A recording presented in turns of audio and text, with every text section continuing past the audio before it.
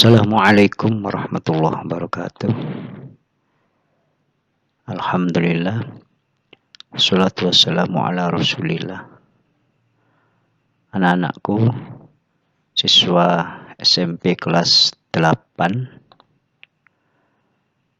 Alhamdulillah, Bapak dan kalian dapat bertemu kembali meskipun secara online.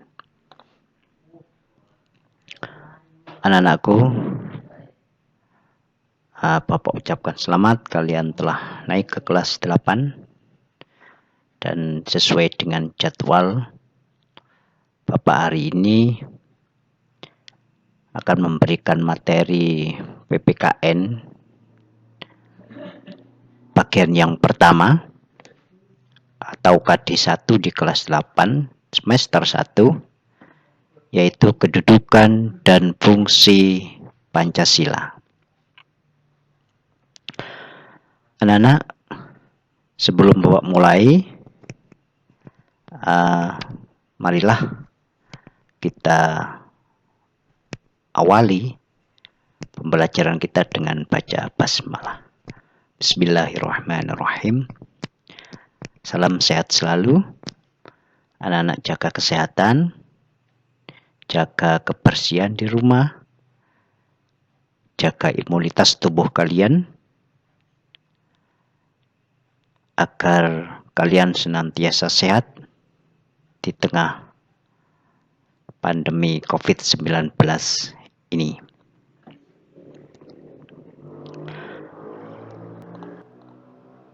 Anak-anakku siswa kelas 8,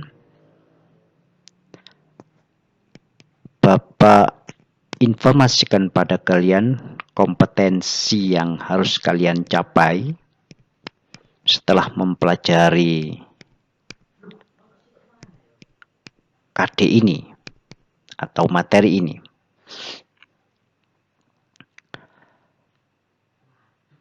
Pada kompetensi spiritual, kalian diharapkan selalu bersyukur pada Allah atas komitmen pendiri negara kita dalam menetapkan dasar negara Pancasila. Pada kompetensi spiritual, kalian diharapkan dapat mengembangkan sikap tanggung jawab sebagai warga negara Indonesia.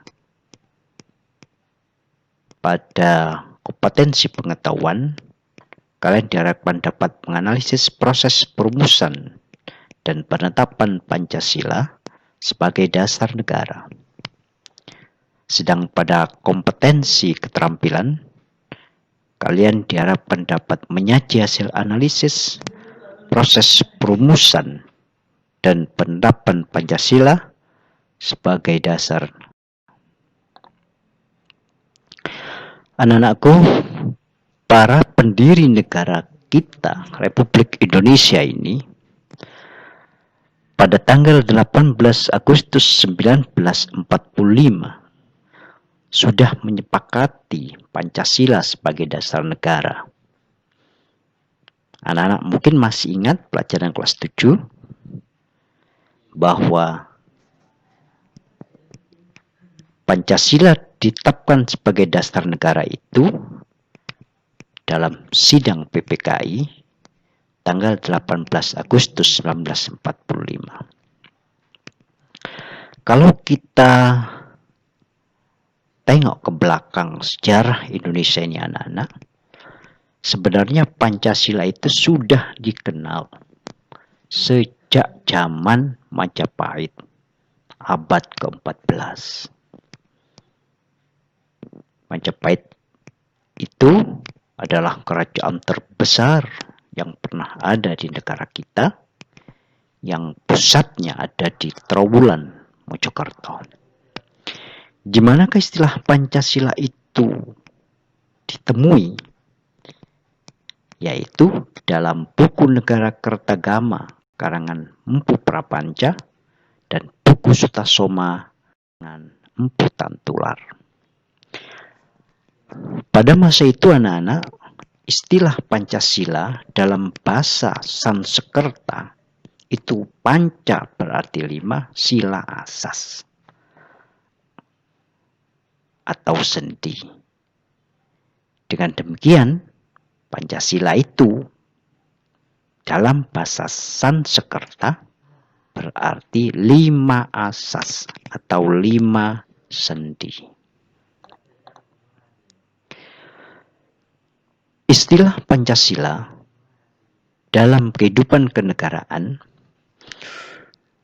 diperkenalkan pertama kali oleh Insinyur Soekarno, Presiden pertama Republik Indonesia.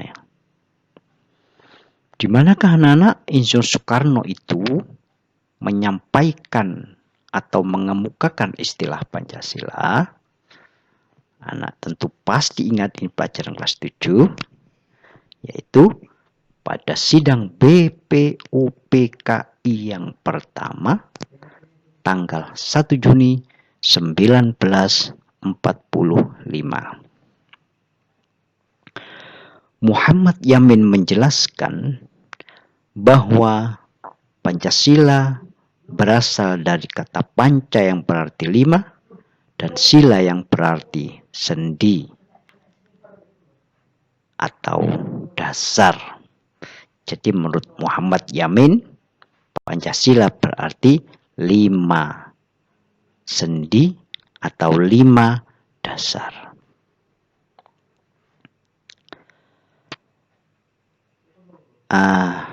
Anak-anak, mari kita lanjutkan ya. Pancasila sejak tanggal 18 Agustus 1945 ditetapkan sebagai dasar negara. Pancasila yang resmi dan sah sebagai dasar negara tertuang dalam alinea keempat pembukaan Undang-Undang Dasar 1945.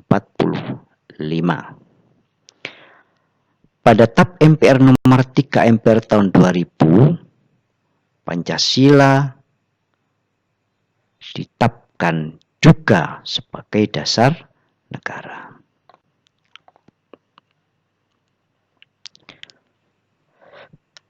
Anak-anak, sebagai dasar negara, Pancasila menjadi dasar penyelenggaraan negara. Jadi seluruh penyelenggaraan negara di negara kita ini, Pancasila sebagai jiwa bangsa harus berdasar arti Pancasila merupakan nyawa Pancasila bangsa Indonesia. Ini artinya anak-anak, apabila Pancasila itu rusak, Pancasila itu ditinggalkan, Pancasila itu tidak dipakai, atau Pancasila itu dibuang, sama halnya bangsa kita itu kehilangan nyawa. Itulah betapa pentingnya Pancasila itu dalam kehidupan bangsa kita.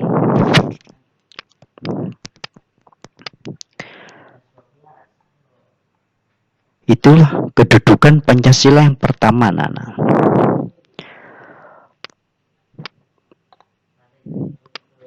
Yang kedua, Pancasila itu berkedudukan sebagai kepribadian bangsa. Sebagai kepribadian bangsa, maka Pancasila itu memberikan corak yang khas, yang spesifik bagi bangsa Indonesia, yang dengan Pancasila itu, maka bangsa Indonesia menjadi berbeda dengan bangsa lain. Karena itu menjadi kepribadian. Jadi kalau bangsa Indonesia itu sudah menjadikan Pancasila sebagai pribadinya, maka otomatis akan berbeda dengan bangsa lain. Yang ketiga, anak, Pancasila adalah sumber dari segala sumber hukum. sebagai segala sumber hukum, maka Pancasila menjadi dasar semua produk hukum yang ada di Indonesia, mulai dari tingkat pusat sampai di tingkat desa. Itu artinya semua hukum yang ada di Indonesia harus bersumber dari Pancasila. Presiden mau buat undang-undang harus bersumber Pancasila.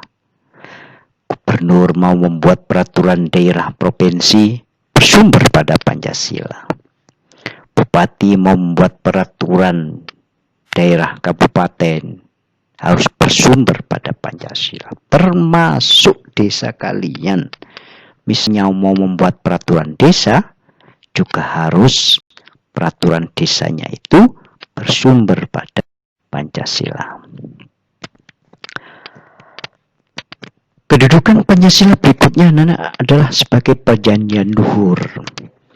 Pancasila disebut perjanjian luhur karena Pancasila itu disepakati oleh seluruh rakyat Indonesia melalui sidang PPKI tanggal 18 Agustus 1945.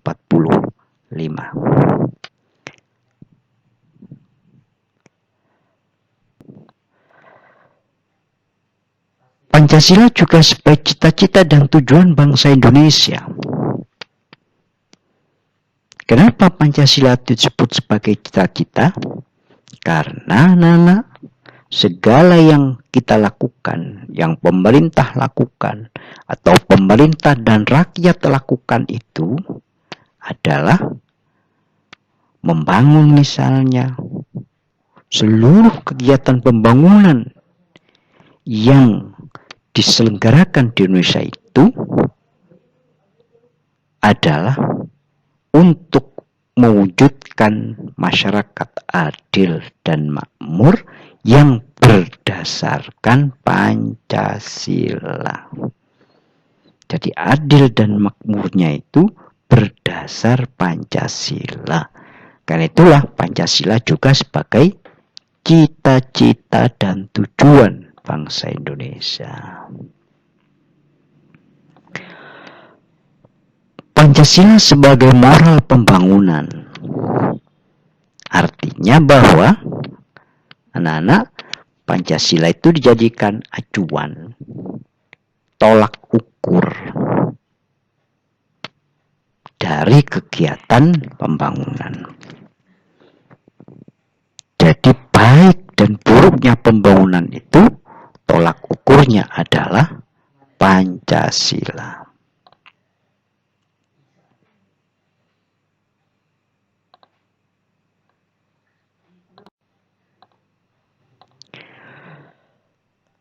Yang berikutnya, anak-anak, Pancasila merupakan satu-satunya asas dalam kehidupan berbangsa dan bernegara. Asas itu apa sih? Asas itu adalah dasar. Jadi seluruh organisasi, lembaga, gerakan apapun, lembaga apapun di Indonesia ini harus berasaskan Pancasila. Gimana kalau ada organisasi tidak mau berasas Pancasila, maka organisasi ini bisa dibubarkan. Kenapa? Karena tidak mau memakai Pancasila sebagai asas organisasinya. Demikian anak-anak penjelasan Bapak tentang kedudukan Pancasila.